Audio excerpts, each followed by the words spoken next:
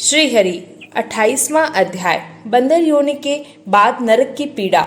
नारायण ने कहा, हे नारद, उसे चित्रगुप्त की आज्ञा से ताड़ना दी जाने लगी। पहले वह फल रहित वन में प्रेत बनाया जो भूख प्यास से अत्यंत व्याकुल घूमता रहता।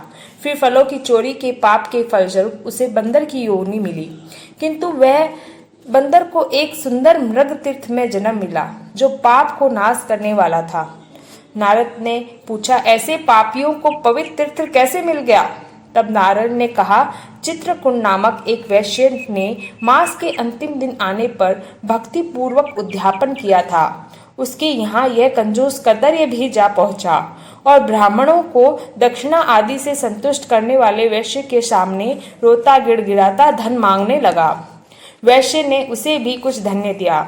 तब वह गदगद वाणी से उस वैश्य की चित्रकुंडल की प्रशंसा करने लगा। वैश्यपति, तेरी पूजा को देखकर मैं चकित हूँ। तुमने बहुत भारी कर्म किया है।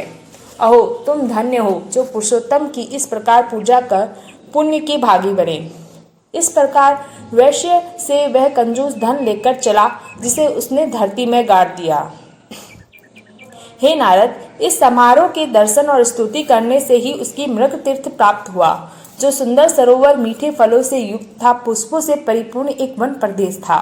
किंतु तुम जानते हो कि यहाँ जीव जाता है, वहीं उसे कर्म भी साथ जाते हैं, क्योंकि बिना भोगे कर्मों का नाश नहीं होता। ऐसे वेदों की आज्ञा है। सो वह बंदर वहाँ की पवित्र भूमि को प्राप्त हुआ, किंतु उसके मुख में फोड़ा होने से वह फल आदि नहीं खा पाता था। फोड़े की पीड़ा से व्याकुल व भूखा बंदर फलों को खाने में असमर्थ होने से क्रोध में उसको तोड़ फोड़ कर फेंक देता था। भूखा होने से जर्जर शरीर वाला वह वहां खड़ा भी नहीं हो पाता था। इस प्रकार वह पापों का मारा दुख पाता था कि पुरुषोत्तम मास आ गया।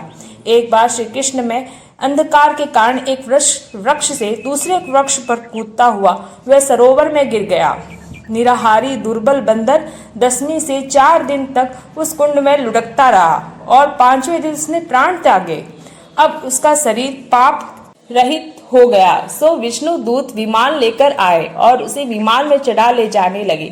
तो वह महाभाग बंदर उससे पूछने लगा कि मुझ पापी को यह सुख कैसे मिल रहा है।